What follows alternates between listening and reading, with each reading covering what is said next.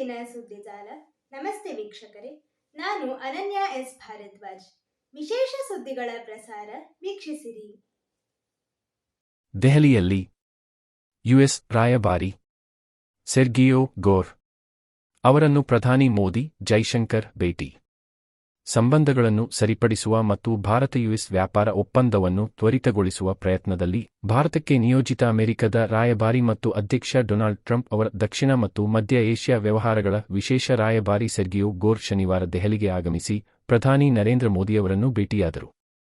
ಗೋರ್ ಅವರು ಹೊಸ ವರ್ಷದಲ್ಲಿ ಮಾತ್ರ ಅಧಿಕಾರ ವಹಿಸಿಕೊಳ್ಳಲಿದ್ದಾರೆ ಎಂದು ಅಮೆರಿಕ ರಾಯಭಾರ ಕಚೇರಿ ತಿಳಿಸಿದೆ.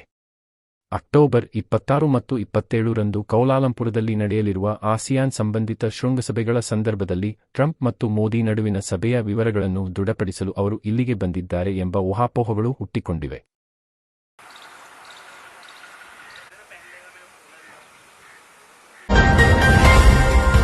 ಬಂಗಾಳದಲ್ಲಿ ವೈದ್ಯ ವಿದ್ಯಾರ್ಥಿನಿ ಮೇಲೆ ಸಾಮೂಹಿಕ ಅತ್ಯಾಚಾರ.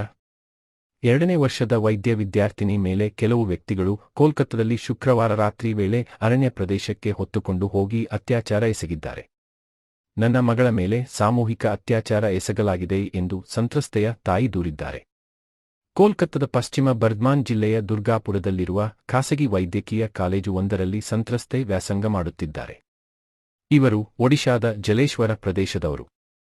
ಊಟ ಮಾಡಲು ರಾತ್ರಿ 8 ರಿಂದ 8:30 ಸುಮಾರಿಗೆ ಮಗಳು ತನ್ನ ಸ್ನೇಹಿತನ ಜೊತೆ ತೆರಳಿದ್ದರು ಎಂದು ಸಂತ್ರಸ್ತೆ ಕುಟುಂಬಸ್ಥರು ಹೇಳಿದ್ದಾರೆ. ಕಾಲೇಜು ಕ್ಯಾಂಪಸ್ ಬಳಿಯ ಅರಣ್ಯ ಪ್ರದೇಶದಲ್ಲಿಯೇ ಘಟನೆ ನಡೆದಿದೆ. ರಾತ್ರಿ ಊಟಕ್ಕೆ ಸಂತ್ರಸ್ತೆ ಮತ್ತು ಆಕೆಯ ಸ್ನೇಹಿತ ತೆರಳುತ್ತಿದ್ದರು. ಈ ವೇಳೆ 3 ಅಪರಿಚಿತ ವ್ಯಕ್ತಿಗಳು ಬೈಕ್ನಲ್ಲಿ ಬಂದಿದ್ದಾರೆ. ಇವರು ಬರುತ್ತಿದ್ದಂತೆ ಸ್ನೇಹಿತ ಓಡಿಹೋಗಿದ್ದಾನೆ ಎಂದು ಪೊಲೀಸರು ಮಾಹಿತಿ ನೀಡಿದ್ದಾರೆ.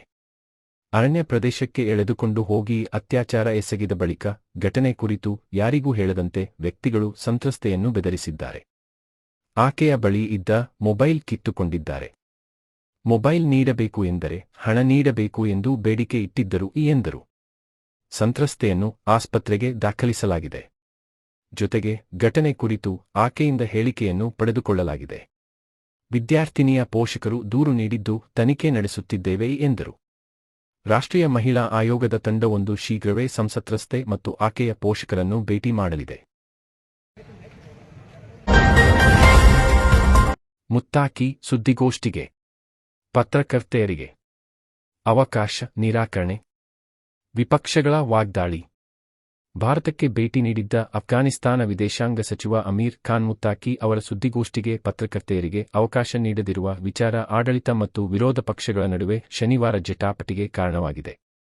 ಈ ವಿಚಾರ ಮುಂದಿಟ್ಟುಕೊಂಡು ವಿಪಕ್ಷಗಳು ಪ್ರಧಾನಿ ನರೇಂದ್ರ ಮೋದಿ ಹಾಗೂ ವಿದೇಶಾಂಗ ಸಚಿವ ಎಸ್ ಜೈಶಂಕರ್ ವಿರುದ್ಧ ಹರಿಹಾಯ್ದಿದ್ದು, ಈ ರೀತಿ ಸುದ್ದಿಗೋಷ್ಠಿ ನಡೆಸಿರುವುದು ಆಘಾತಕಾರಿ ಹಾಗೂ ಒಪ್ಪಲು ಸಾಧ್ಯವಿಲ್ಲ, ಇದು ಪ್ರತಿಗಾಮಿ ನಡೆ ಎಂದಿವೆ.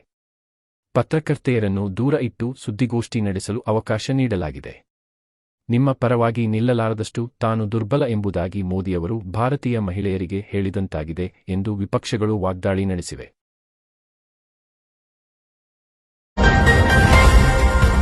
ಲಾಲ್ ಬಾಗ್ ಅಭಿವೃದ್ಧಿಗೆ 10 ಕೋಟಿ ರೂಪಾಯಿ ಡಿಕೆ ಶಿವಕುಮಾರ್ ಘೋಷಣೆ. ಸಾರ್ವಜನಿಕರು ಬಯಸಿದಂತೆ ಲಾಲ್ ಬಾಗ್ ಅಭಿವೃದ್ಧಿಗೆ ಜಿಬಿಯ ವತಿಯಿಂದ 10 ಕೋಟಿ ರೂಪಾಯಿ ಅನುದಾನ ನೀಡಲಾಗುವುದು ಎಂದು ಡಿಸಿಎಂ ಡಿಕೆ ಶಿವಕುಮಾರ್ ಘೋಷಿಸಿದ್ದಾರೆ. ಲಾಲ್ ಬಾಗ್ನಲ್ಲಿ ನಾಗರಿಕರ ಜತೆ ನಡಿಗೆ ಹಾಗೂ ಸಂವಾದದ ನಂತರ ಟನಲ್ ರಸ್ತೆಗೆ ಪ್ರವೇಶ ಜಾಗ ಪರಿಶೀಲನೆ ನಡೆಸಿ ಶಿವಕುಮಾರ್ ಅವರು ಮಾಧ್ಯಮಗಳಿಗೆ ಪ್ರತಿಕ್ರಿಯೆ ನೀಡಿದರು. ಅನೇಕ ಸಾರ್ವಜನಿಕರ ಜೊತೆ ಚರ್ಚೆ ಮಾಡಿ ಅವರ ಸಲಹೆ, ದೂರು ಆಲಿಸಿದ್ದೇನೆ. ಅವರ ಸಮಸ್ಯೆ ಬಗೆಹರಿಸಲಾಗುವುದು.